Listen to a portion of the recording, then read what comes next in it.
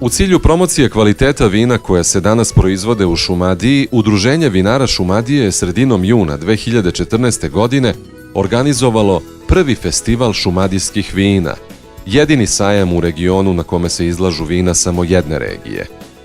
Zahvaljujući izuzetno kvalitetnom sadržaju festivala, reakcijama posetilaca, ali i ambicijama samih vinara udruženih u Udruženje vinara Šumadije, ova manifestacija je u godinama koje su sledile postala tradicionalna.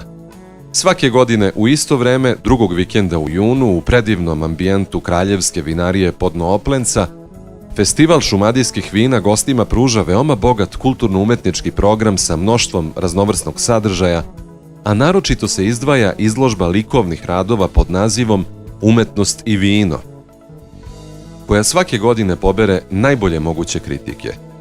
Osim izložbe i degustacije najboljih šumadijskih vina, program obuhvata i stalnu postavku muzeja vina i vinogradarstva u sklopu Kraljevske vinarije, književno-scenske nastupe umetnika, dok u muzičkom delu festivala nastupaju poznata imena srpske i svetske muzičke scene.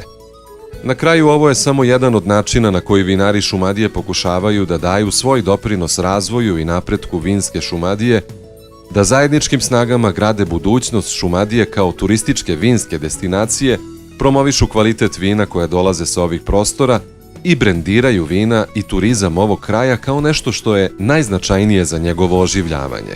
Ovaj video je kreiran uz financijsku pomoć SDC. Sadržaj ovog video materijala je odgovornost implementacionog partnera Centar vinske kulture i ne odražava stavove SDC.